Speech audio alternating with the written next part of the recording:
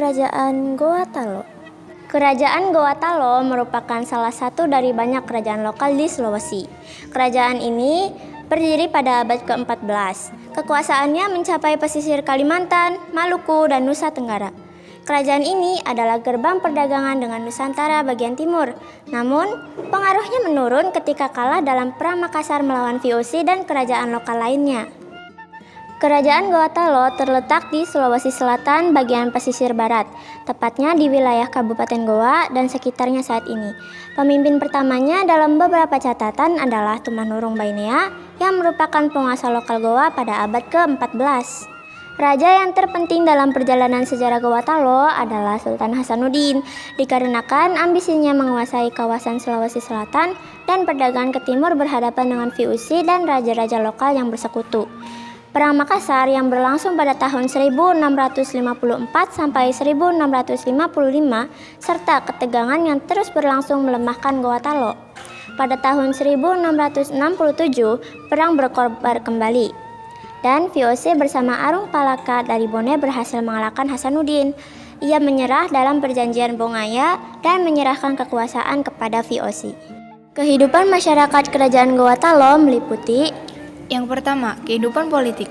Goa Talo sejak sebelum menjadi kerajaan berbasis Islam kerap berperang dengan wilayah lain di Sulawesi Selatan.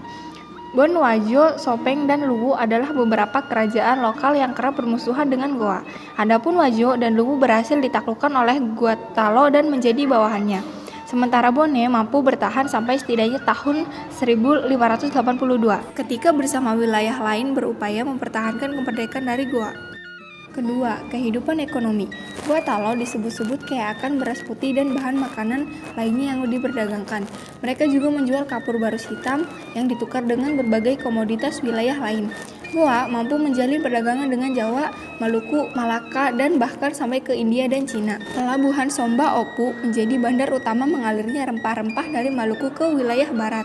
Goa Talo tentunya mendapatkan keuntungan yang amat besar dari wilayah ini. Ketiga, kehidupan sosial. Goa Talo menempatkan agama Islam sebagai instrumen penting dalam roda kehidupan masyarakat. Dikenal beberapa mubalik utama atau Daltu Talu, beberapa di antaranya berasal dari Jawa. Mereka inilah yang berjasa mengislamkan raja-raja Sulawesi Selatan dan menyebarkan secara luas kepada masyarakat. Ajaran Sufisme bahkan sempat berkembang melalui Syekh Yusuf Al-Makassari, meskipun pada akhirnya ia berpindah ke Banten karena tidak disukai elit kerajaan.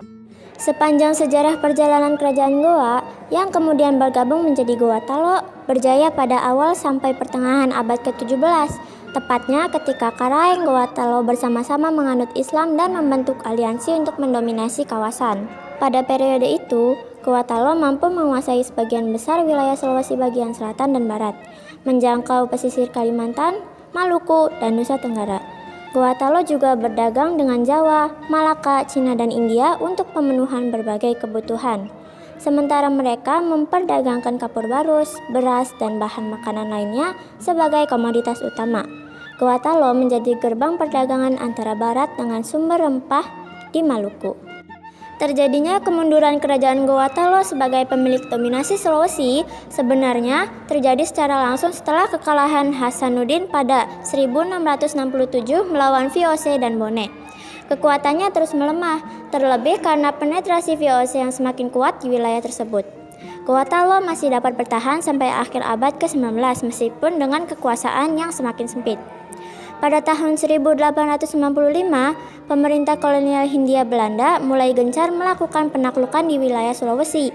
Riwayat Goa Talo berakhir pada Karaeng Lembang Parang Sultan Husain. Adapun peninggalan kerajaan Goa Talo. Pertama, Benteng Somba Opu. Benteng Somba Opu merupakan benteng sekaligus pusat perdagangan atau pelabuhan bagi Goa Talo. Ia menampung rempah-rempah dari timur untuk diperdagangkan ke seluruh dunia. Benteng ini sempat hancur setelah dikuasai VOC pada tahun 1669. Akan tetapi, kemudian direkonstruksi kembali pada tahun 1990 dan menjadi situs sejarah penting di Goa. Kedua, Batu Tumanurung atau Palantikan. Situs ini adalah makam bagi beberapa raja-raja Gorontalo, salah satunya Sultan Hasanuddin.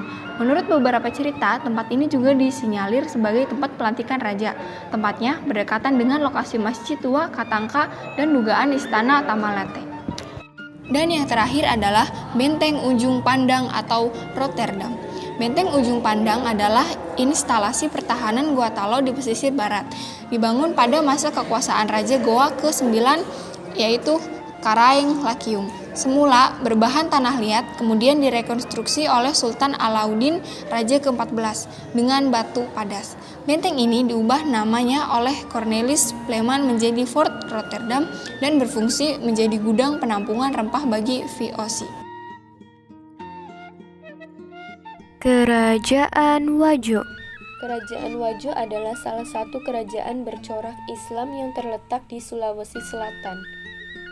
Berbeda dari kerajaan di Sulawesi Selatan lainnya, Wajo bukan kerajaan feodal murni, tetapi kerajaan elektif atau demokrasi terbatas. Kerajaan ini didirikan pada sekitar abad ke-15 dan berubah menjadi Kesultanan Islam setelah ditaklukkan Kesultanan Gorontalo pada abad ke-17. Memasuki abad ke-18, Kerajaan Wajo mencapai puncak kejayaan ketika berhasil menggantikan kebesaran Kesultanan Bone. Perkembangan Kerajaan Wajo. Ketika Kerajaan Wajo dipimpin oleh La Tadampare Puang Rimat Galatung, Arumatoa IV yang memerintah pada tahun 1491 sampai 1521, wilayah kekuasaannya terus meluas hingga menjadi salah satu negeri Bugis yang besar. Memasuki abad ke-16, posisi Wajo dapat dikatakan setara dengan Luwu, salah satu kekuatan utama di Sulawesi Selatan. Pasalnya, Wajo berhasil mendapatkan sebagian wilayah Sidenreng dan Cina. Namun, keadaan kembali berubah ketika Luwu ditaklukkan oleh Kerajaan Bone. Terlebih lagi, Bone juga bersekutu dengan Gorontalo atau Kerajaan Makassar untuk melawan Wajo. Memasuki pertengahan abad ke-16, Bone dan Gorontalo berubah menjadi lawan karena perebutan hegemoni Sulawesi Selatan.